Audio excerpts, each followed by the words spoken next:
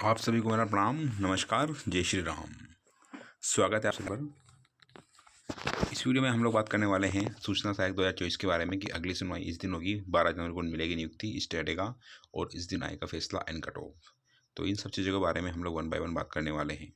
आगे बढ़ने से पहले आपसे मेरी रिक्वेस्ट है कि अगर आप चैनल पर नए हो, पहली बार आपने विजिट किया, तो राजस्थान की तमाम भर्तियों की लेटेस्ट अपडेट और करंट अफेयर के लिए चैनल को जरूर सब्सक्राइब करना और वीडियो को लाइक करना।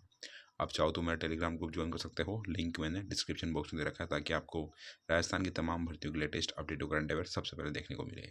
हम बढ़ते हैं फिलहाल आगे। तो जैसा कि फ्रेंड, आपकी जो सूचना सहायक की वैकेंसी है, इसके ऊपर कोर्ट ने, जो माननीय न्यायालय ने जो अंतिम परिणाम है और अपॉइंटमेंट है, उसके ऊपर पूरी तरह से स्टे लगा रखा है। यानी बिना कोर्ट की परमिशन के जो है आपकी भर्ती प्रक्रिया का जो फाइनल रिजल्ट पब्लिश नहीं हो पाएगा और ज्वाइनिंग भी नहीं हो पाएगी।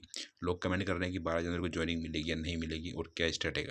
तो फ्रेंड्स, अभी जो आपकी ज्वाइनिंग उसको हम लोग देखने वाले हैं कब आपकी ज्वाइनिंग होगी। लेकिन उससे पहले बता दूं फ्रेंड्स कि 12 जनवरी तक आपका स्टेटने की संभावना बहुत कम है। यानी कि 12 जनवरी को जो है आपका फैसला आने की संभावना बहुत कम है। ठीक है, बात करेंगे फैसला कब तक आएगा और क्या कट ऑफ रह सकती है एक्सपेक्टेड। तो इन सब चीज़ों के बारे में हम लोग बात करने वाले हैं। देखते हैं 1 बाय 1 कि अगली सुनवाई कब है और क्या है। तो बने रहेगा मेरे साथ। तो जैसे ही आप ऑफिशियल वेबसाइट जाओगे, ये आपकी ऑफिशियल वेबसाइट है। आप केस डिटेल देखते हो यहाँ पर की फिलिंग नंबर है 48645/2024, फिलिंग डेट है 9/10/2024, रजिस्ट्रेशन नंबर दे रखे हैं, रजिस्ट्रेशन डेट दे रखी है और CNR नंबर दे रखे हैं। इनमें किसी भी एक डेटा से आप जो है केस की पूरी डिटेल निकाल सकते हो। केस स्टेटस देखते हैं हम लोग। तो पहले आपकी सुनवाई थी वो 17 अक्टूबर को थी। जो अगली सुनवाई फ्रेंड्स आपकी वो है 17 जनवरी 2025 को। स्टेज ऑफ केस है फॉर ऑर्डर्स ऑन एप्लीकेशंस, यानी एप्लीकेशन पर ऑर्डर हो चुके हैं, कोरम नल और ये सारी चीज़ में सिंगल बेंच आप केस लग रहा है। जुडिशियल टाइप ब्रांच जो आपकी रिट है और कोर्स दिस टाइप दिल्ली।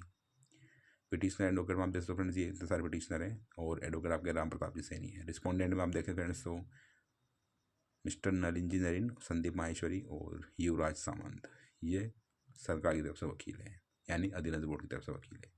तो आपने एक केस की डिटेल देख ली फ्रेंड्स, यानी कि ये है कि 17 जनवरी को आपकी सुनवाई होने वाली है। बात करते हैं 17 जनवरी को केस का फैसला आएगा नहीं आएगा।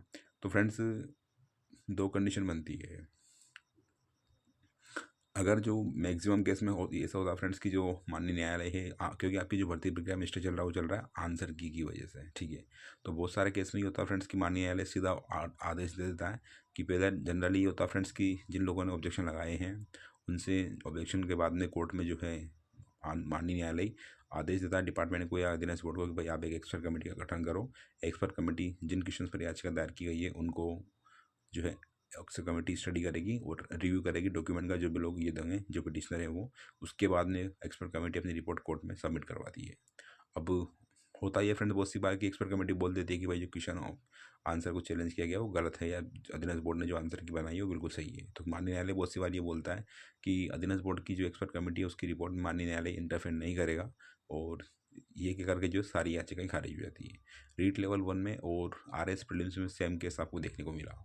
लेकिन ये डिपेंड करता है फ्रेंड्स कि आपका जो केस है वो कौन सी बेंच में है, कौन न्यायाधीश आपके केस की सुनवाई कर रहे हैं, पिटिशनर कौन है, पिटिशनर एडवोकेट कौन है, रिस्पोंडेंट एडवोकेट कौन है, ये सारी भी काफ़ी इंपॉर्टेंट होती है। वहीं दूसरी तरफ देखा हम फ्रेंड्स, तो एक नया ट्रेंड चल रहा है फ्रेंड्स, वो ये है कि जो भी लेटेस्ट चल रहा है, अभी आपने रीट लेवल 2 का देखा था फ्रेंड्स, उसमें ये था कि माननीय न्यायालय ने ये कहा था कि जिन लोगों ने याचिका लगाई थी उसमें उन लोगों से कहा था कि आप अधीनस्थ बोर्ड को अपना रिप्रेजेंटेशन दोगे, यानी कि जो भी डॉक्यूमेंट या जो भी आपके पास में प्रूफ है क्वेश्चन के सपोर्ट के लिए, वो चीज़ आपको अधीनस्थ बोर्ड को जमा करवानी है, यानी कि उनको रिप्रेजेंटेशन देना है। उसके बाद में अधीनस्थ बोर्ड वापस अपनी एक्सपर्ट कमेटी बनाता है। एक्सपर्ट कमेटी बनाने के बाद में अधीनस्थ बोर्ड वापस से जो है जो दोबारा से जो लोग डॉक्यूमेंट या जो भी ऑब्जेक्शन के लिए सब प्रूफ देंगे बोर्ड को, उनको जो है अधीनस्थ बोर्ड की एक्सपर्ट कमेटी वापस से स्टडी करती है या रिव्यू करती है। रिव्यू करने के बाद में जो एक्सपर्ट कमेटी है अधीनस्थ बोर्ड, किसको लगता है कुछ क्वेश्चन ऑप्शन चेंज हो सकते हैं या बोर्ड ने गलत तरीके से क्वेश्चन डिलीट किए हैं या गलत तरीके से आंसर दिए हैं, तो उन चीज़ों को एनालिसिस करके बोर्ड ये करता है, फिर वापस से दोबारा से रिवाइज आंसर की जारी होती है। रिवाइज आंसर की सिर्फ उन्हीं लोगों के लिए लागू होती है जिन लोगों ने याचिका दायर करी है, ना कि सभी के लिए।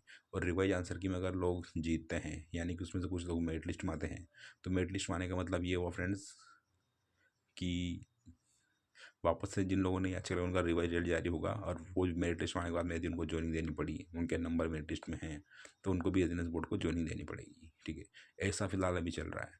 ठीक है, तो संभावना यही है फ्रेंड्स कि माननीय न्यायालय ये बोल सकता है कि पहले जो है कर्मचारी चयन बोर्ड, हो सकता है ये बोलते माननीय न्यायालय अपने फैसले में कि भाई जिन लोगों ने याचिका लगाई है उनके डॉक्यूमेंट को या जो भी वो प्रूफ देंगे अधीनस्थ बोर्ड को, उनको वो कमेटी बना करके और रिव्यू करवाएगा या एनालिसिस करवाएगा, उसके बाद में चीज़ें पॉसिबल होगी। उसके बाद में वापस से कोर्ट में आपकी हियरिंग होती है। तो ये सारी चीज़ें मैक्सिमम केस में अभी जो चल रहा है उसमें देखने को मिली है, चाहे आप रीट लेवल 2 का देख लो या जूनियर अकाउंटेंट का देख लो आप, ठीक है। 7 क्वेश्चन आपके अकाउंटेंट जो आपका इन्फॉर्मेशन असिस्टेंट था इसमें डिलीट हुए थे, ठीक है। तो ऐसा हो सकता है फ्रेंड, अगर ऐसा होता तो मान सकते हो आपकी फिर आपकी केस थोड़ा लंबा चलेगा ये, क्योंकि अभी आपका डीवी का बाद फाइनल पब्लिश नहीं हुआ है, ना ही डीवी कंप्लीट अपन कह सकते हैं पूरी तरह से हो पाया है अभी। तो ये चीज़ें अभी पेंडिंग में है। बात करते हैं कि फाइनल कट ऑफ कितनी जा सकती है। तो मैं फ्रेंड्स आपको एक ऑलरेडी एक मोटा मोटा आइडिया बता दिया कि फाइनल कट ऑफ कितनी रह सकती है अकाउंट आपकी इन्फॉर्मेशन असिस्टेंट की। तो जनरल कैटेगरी में आपकी जो कट ऑफ गई है तो अभी 3 गुना की जो कट ऑफ थी, क्योंकि आपकी जो टाइपिंग के बाद में जो डिटेल्स दी है बोर्ड ने, जब फिर मेरिट लिस्ट दी है, रैंक दी है, उसमें कहीं भी उसने स्कोर कार्ड या फिर मेरिट लिस्ट ने डिसाइड करी कितनी मेरिट लिस्ट पर सिलेक्शन हुआ कितनी पर नहीं हुआ, ऐसा उसमें कहीं भी मेंशन नहीं है। सीधे रोल नंबर दे रखे हैं, यानी कि ये पता लगाना मुश्किल है कि 3 गुना जो कट ऑफ थी और उसके बाद में जो टाइपिंग के बाद में जो कट ऑफ आई है वो उसमें कितना डिफरेंस है, ठीक है। डिफरेंस का मतलब कि आप समझ सकते हो फ्रेंड्स कि मैं बोलना चाह रहा हूँ कि टाइपिंग के बाद में जो इन लोगों ने स्कोर कार्ड जारी नहीं करें, क्योंकि आपकी जो टाइपिंग थी वो क्वालिफाइंग नेचर की थी, ठीक है। तो आपके मार्क्स जो ऑलरेडी रिटर्न एग्जाम में थे वही आपके मार्क्स रहेंगे, उसमें कोई वेरिएशन आपको देखने को नहीं मिलेगा। लेकिन फिर भी अगर बहुत सारे बच्चे टाइपिंग में फेल हुए आपको पता है, ठीक है, तो उसके बाद में अगर वो बताता भाई कितनी कट ऑफ गई है कितनी नहीं गई है और कितनों को डीवी के लिए बुलाया गया है, ये चीज़ अगर स्पष्ट हो जाती ना तो काफ़ी अच्छा रहता। मतलब डीवी के लिए कितने लोगों का कट ऑफ कितनी रहने वाली कितनी नहीं रहने वाली ऐसा बोर्ड ने कुछ नहीं बताया, सीधी मेरिट लिस्ट दी है और जिसका भी उसमें रोल नंबर उसको डीवी के लिए बुलाया है। तो फिर भी मैं बोलना चाहूँ फ्रेंड्स, जनरल कैटेगरी में आपके 5 से 7 नंबर बढ़ सकते हैं, या 5 से 7% आप मान लो। ओबीसी में आपके 4 से 5, SC ST में आपके 4 से 5, MBC में आपके 3 से 4, EWS में आपके 4 से 5 नंबर बढ़ने की संभावना है। फीमेल में आप 1-2% कम मान लो, बाकी इससे ज़्यादा वेरिएशन आपको देखने को नहीं मिलेगा। तो ये आपकी फाइनल कट ऑफ रहने की संभावना है, ठीक है। बाकी आपकी जो सुनवाई है फ्रेंड्स वो 17 जनवरी को है और पॉसिबिलिटी ये फ्रेंड्स कि 17 जनवरी को आपका फैसला आ भी सकता है नहीं भी आ सकता है। फैसला आने का मतलब ये फ्रेंड्स कोर्ट ये बोल देगा दिनेश बोर्ड को, भैया आप जिन लोगों ने याचिका लगाई उनका रिप्रेजेंटेशन लो और एक्सपर्ट कमेटी बना के वापस से जिन लोगों ने याचिका लगाई उनके डॉक्यूमेंट का एनालिसिस करें। तो इसमें तो चीज़ें लंबी चलेगी, लेकिन दूसरा ये कि दिनेश बोर्ड बोलता है कि भाई जो एक्सपर्ट कमेटी की रिपोर्ट है वो बिल्कुल सत्य है, उसमें कोई कुछ नहीं कर सकता। अगर ऐसा दिनेश बोर्ड बोलता है दिनेश बोर्ड, तो 17 जनवरी को आपका फैसला आ जाएगा, यानी कि याचिका खारिज हो जाएगी। बट अभी थोड़ा डिफरेंट चल रहा है, ठीक है। तो फिलहाल के लिए इतना ही, मिलते हैं नेक्स्ट वीडियो में। आई विश की जल्दी से आपके लिए चीज़ें पॉजिटिव हो। वीडियो वॉच करने के लिए thanks, have a great night and all the very very best and God bless you all. आपसे रिक्वेस्ट है मेरी, अगर आपने चैनल पर पहली बार विजिट किया तो चैनल को जरूर सब्सक्राइब करना और वीडियो को लाइक करना। Again thanks for watching the video and God bless you all.